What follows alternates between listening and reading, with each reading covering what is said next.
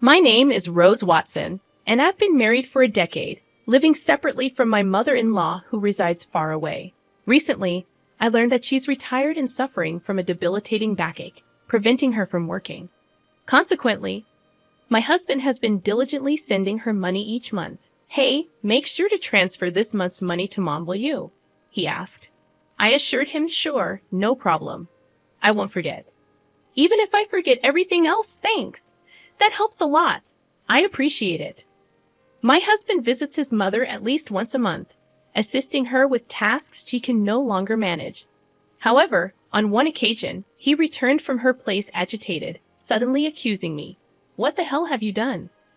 Perplexed by his sudden anger, I stared blankly as he continued accusing me. "All this time, I've been struggling to send her money, and you didn't care about my feelings. I told you to transfer $1,000 every month." "I did transfer it," I insisted. "I'm telling you it's not been transferred. Do you have any idea how hard it is to send that $1,000? "I understand. I've had to take part-time jobs and scrounge for money just for that," he retorted. "Knowing all that, why didn't you send it?" "I did send it." "Why are you saying this?" "Just calm down a bit," I urged. "How can I be calm when Mom is struggling because she doesn't get the money from me and has even started doing piecework?" he exclaimed. "But I definitely did send it." "Are you saying my mom is lying?" I questioned. "Then there's no way my mom would lie to me. You can't just make an assumption and then get mad when it's not true. I don't even know why this is happening. I've been sending her the money you give me every month." "Then why is she doing piecework?" "She's in pain, lifting heavy boxes." "I don't know about that. I haven't seen it." "You never go to my family home." "I go every month, but you never come with me. You just don't care about my mom," he accused. "That's not true. There's no need for me to go every month, and it's so far away. I don't want to waste my only day off," I defended. "Waste your day off? It's visiting family. How can that be a waste?" he argued. "Well, that's your family. You wouldn't think twice about it, but you don't go to my family's house, do you?" I responded. "Of course not. You married into my family, but I didn't marry into yours. You shouldn't say things like that. It only causes trouble," he countered. "You're the one causing trouble," I muttered to myself, wondering if he even realized what he was saying. Frustrated, I tried to escape to the kitchen, but he followed me, still angry. "Huh. I'm not running away. I just want you to calm down. Maybe we should have a coffee and talk this through," I suggested. "I don't need that. Give me back all the money I've been giving you to send to my mom," he demanded. "Why are you saying that? I'm your wife of 10 years. I've never lied to you. You should just believe me when I say I've sent it," I pleaded. "I bet you've been spending my money. What'd you buy? Where's the $1,000 going every month?" he accused. "If I had bought something, there'd be new things in the house, right? But there aren't. If it were clothes, there'd be new clothes, but there aren't. I haven't bought a single piece of jewelry since we got married." "I don't understand why you're accusing me," I defended. "Even so, you must be using it for something. Or maybe you're saving it for yourself? Planning to leave me?" he speculated. "Why would you even think of divorce?" "We have kids," I questioned, bewildered by the sudden turn in our conversation. "I would never entertain such thoughts. How am I supposed to know I can't trust someone who lies like you? Why won't you understand that I've been sending the money to your mom? Then why isn't it reaching her?" "I have no idea. Could you be sending it to the wrong place? No way. I have your mom's bank account number registered with a bank. Unless she changes it, there's no way that could happen. Then the only thing I can think of is that you're stealing it." "Stealing?" "Yeah, that's right. You're stealing my money, not sending it to my mom. That's it. I want a divorce. I can't be with a thief like you. Let's get divorced. It's clear you've been stealing the $1,000 meant for my mom every month." "Hold on. Why does it have to come to this? What about our kids?" "I don't care about the kids. I don't need a wife who makes my mom suffer." No matter how much I tried to have a rational conversation, my husband just couldn't stay calm. And to say he didn't care about our kids, I've been desperately trying to make him believe me. But it's been hours of getting nowhere. Then there's nothing else to be done. After 10 years together, thinking this, I quietly responded to his demand for divorce. All right, divorce it is. Kicked out by my husband, I left the house with our child. Make sure you file the divorce papers. Conveniently, he had already prepared the divorce papers, as if he knew this would happen. I never thought I'd have to sign something like this, but now there was no other choice. I left the house, went straight to the office to file the papers, and decided to stay at my parents' house for now. My child was shocked by the sudden turn of events, but all I could do was reassure them with empty words. It's going to be okay. Then, after settling down in a new place with my child, I got a call from my ex-husband, Mark. Something weird is happening. Out of the blue, Mark started talking as if we were still married. What do you want with me, a stranger? Now, I know we're strangers. You call me suddenly. Don't even ask about your child, and say something weird is happening. You sound much weirder, you know. Well, here's the thing. I've been sending the money to my mom myself, but she says it's not being transferred. Maybe you're not transferring it. That's impossible. I did it myself. I don't know about that. Maybe you're doing it unconsciously, or perhaps you only dreamed you did it. Don't compare me with you. Then don't call me. I'm not free to deal with this. You're working as usual. So, you're free. How much more will he belittle me? He must think I'm just sitting around doing nothing. My bank statement shows I sent the money. The money's been withdrawn, but my mom says she didn't receive it. What do you think that means? Maybe you sent it to the wrong person. Then where did I send it?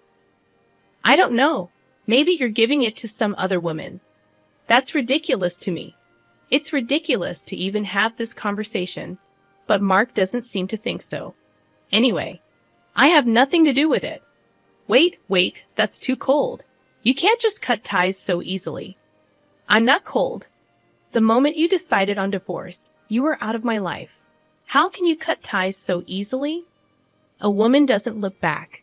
What's the use of dwelling on the past? On you, it's a waste. I'm in trouble here, not my problem. Can't you at least listen to me? How utterly self-centered. All right then, start from the beginning. Tell me what's happening and what's going on. Well, it was the day I said I wanted a divorce, remember? I went to check on Mom at her house, right? I asked her why she was doing piecework, even though I send her $1,000 every month. She said she hadn't received any transfers, so she had to do piecework to get by. Now I get it. That's why you were so angry, and you thought I was pocketing the money. Yeah, that's right.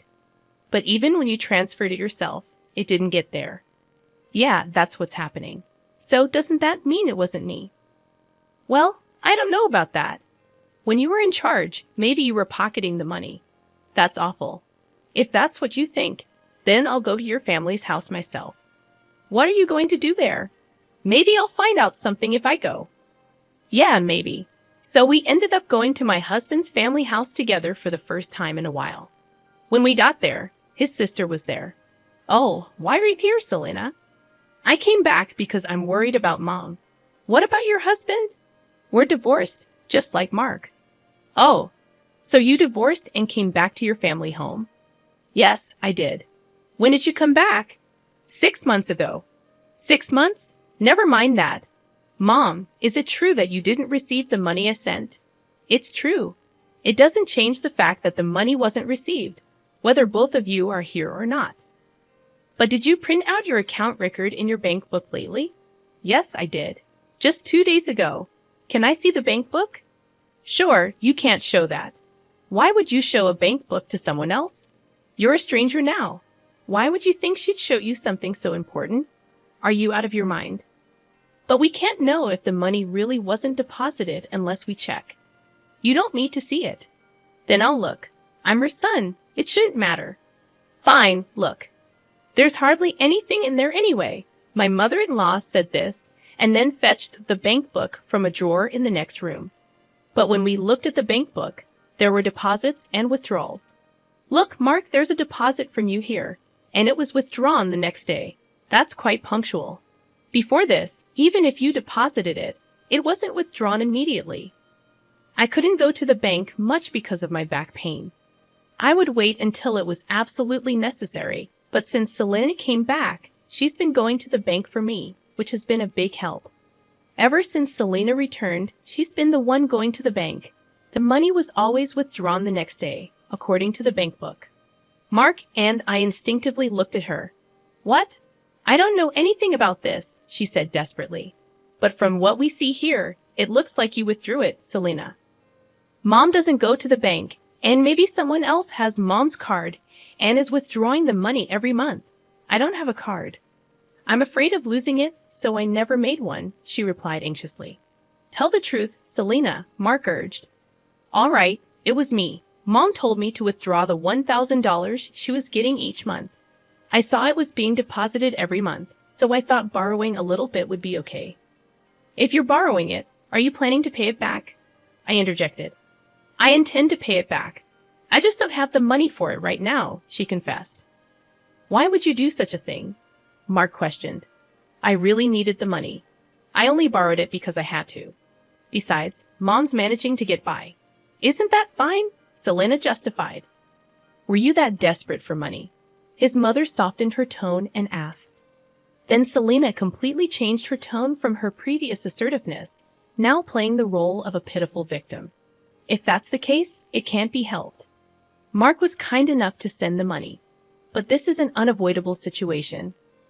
Yeah, if sister was in trouble, it's the family's job to help after all, Mark reasoned. Despite his rage and accusations towards me, Mark forgave his sister as if nothing had happened. Hey, I was called a thief over this. And now you're just going to let it go because it's your sister. It can't be helped. She said she's in trouble. That's fine for your money. But don't you have something to say to me? I challenged. Not really. No, not even an apology after all the horrible things you said to me. Why should I apologize? I don't see any need to. I was hurt by what you said, Mark defended. Such a fragile mental state, I muttered to myself. Anyway, it's not like I did anything wrong, right? Selena was having a hard time, so this happened. It's not Mark's fault. He doesn't need to apologize, his mother supported. Isn't this just like being completely surrounded by enemies? Even if I speak the truth, this place is hostile territory. There's no doubt that anything I say will be met with opposition. Even though a quick look at the bank book would have clarified everything, I had to travel all this way just to be treated like this. Fine, if cutting ties with you costs me this much, it's a small price to pay. I'm leaving. Drive me to the station, I demanded. Why do I have to take you? We're divorced, remember? I don't have to do anything for you, a stranger, Mark retorted. Because I came all this way for you. You asked me for help, I argued. Did I? I don't remember asking you to come. I just wanted some advice. You came here on your own. You can leave on your own too. Mark snapped. That's right. You're not a couple anymore. Why should he take you? It makes sense for a husband, but not for a stranger, his mother added. What a group. No thank you or sorry for solving the issue. After spending 10 years with such a man, it felt like such a waste of time. Fine, I'll take a taxi. I don't need you, I declared, frustrated. I called the taxi and somehow managed to get home. As I arrived home, tears of frustration streamed down my face, and I swore never to listen to that man again. However, after a while, my husband called me. Maybe he had changed his mind and was about to apologize for what happened. Perhaps he'd explain that he had to act that way in front of his sister and mother. But my expectations were shattered. Can you lend me some money? He asked abruptly. Shouldn't you say something to me first? Oh, long time no see, I replied. That's not what I mean. You're being troublesome, you know. It's not normal to ask for money without even apologizing first. That's not true. We were a married couple after all. You could say we were a united fate. That's not the case anymore. The day we split up, our united fate dissolved. I still think we're a united fate, though. He keeps saying whatever he wants. So lend me some money, will you? Why? The truth is, I found out Selena has a huge debt. Wait, It's been quite a while since that day. Didn't you ask her what she spent the money on? I couldn't ask her that. It would have been too pitiful. Money is a delicate subject. Maybe her ex-husband had something to do with it. Or there might be some other reason. Sure, there must be some reason. But you should have asked about it for the future, right? I trusted her because we're family, and yet there was no trust for me at all. Well, I've known Selena way longer than I've known you. Yeah, since we were born. That's why I trusted her. I thought everything would be fine, but in the end, it wasn't fine. So what happened? It turns out she had a huge debt, and the $1,000 a month wasn't enough. How much does she need then? She wants to repay it all at once. It's true that paying it off in one go would save on interest, but I don't have that kind of savings. So why did you contact me? Because you said you had a good amount of savings when we were in the car going to your parents' house. I remember. I was insulted by him, saying I must be struggling without money since our divorce, and that I would have stolen the money if he continued to ask me to make the transfers. Angered by his belittling words and the assumption that I couldn't survive on a part-time job, I ended up revealing that I was trading stocks and making a good profit. But would that lead to an ex-wife being asked for a loan? Selena says she's in debt for $30 million. $30 million? Yes, so please lend me the money. It's okay, right? First, why does she have such a huge debt? I was curious too, so I asked her. It turns out most of it was from shopping, and it's all brand items. She just can't control her desire when she sees them and ends up buying things. She put everything on revolving credit, so the interest adds up, and she keeps buying more every month. Before she knew it, her debt reached $30 million. She's really careless. Mark, laughing off his carelessness, is quite careless himself. She didn't understand how revolving credit works. She thought she could just pay a set amount each month, and eventually it would be paid off. I guess I can understand that feeling. I can't understand it at all. How could she take such a risk? And wasn't this the reason for her divorce? Now she finally realized the interest is piling up, and it's becoming a serious problem, so she came crying to me, but I don't have that kind of money. I told her I couldn't give more than $1,000 a month. Then she suggested borrowing from you. What? Why me? You said we were strangers, and you didn't even need to drive me to the station. That's all in the past. The past should be washed away like water under the bridge. What a selfish and convenient way of thinking. Would anyone accept that? So you could afford to lend it, right? Well, yes. I do have that much in savings. Then lend it to me. I just made a lot of money with stocks recently, so you win some, you lose some with stocks, right? Yeah, that makes sense. But didn't you say stocks were like gambling? Isn't it gambling? You always ridiculed me for playing the stock market, calling it a gamble. Right, did I? When you wanted a divorce, you hurried to separate because you said having a wife who gambles on stocks would lead to trouble. I said that when I didn't know how much you had saved. So that's why you asked me how much I had. That time you ridiculed me, but then I mentioned I had savings. Well, yeah, I didn't expect you to have that much, but I'm glad.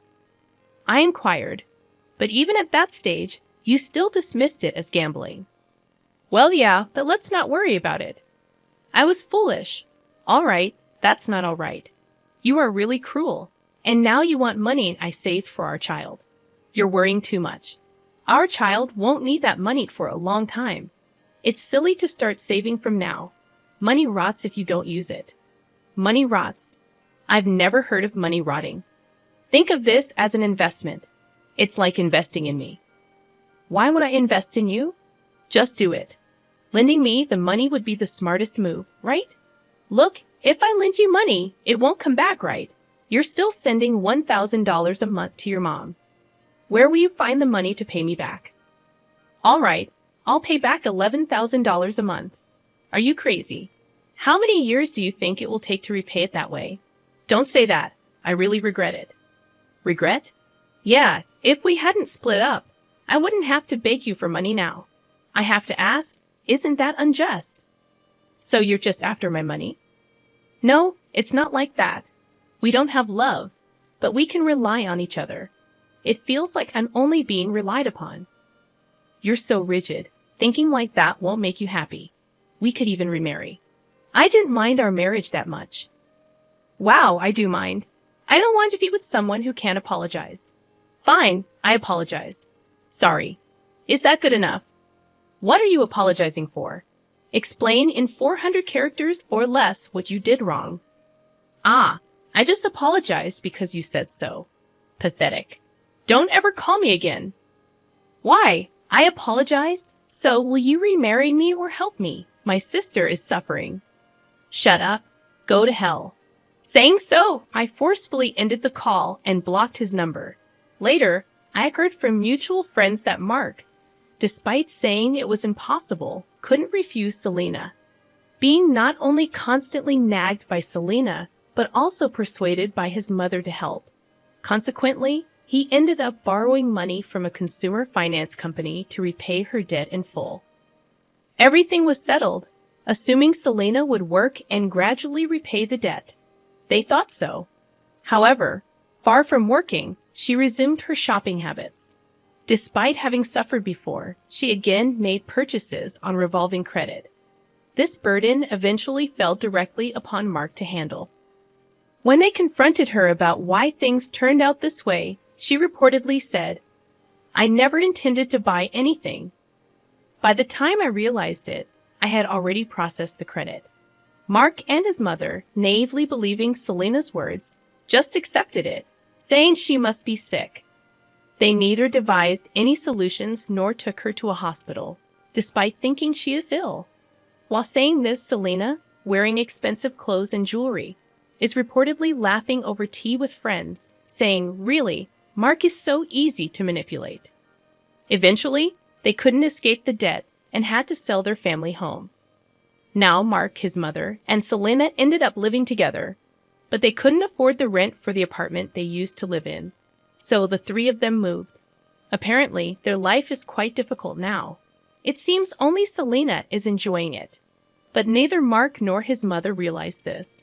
On the other hand, I continued to profit from the stock market and now live a comfortable life in a spacious apartment with my child.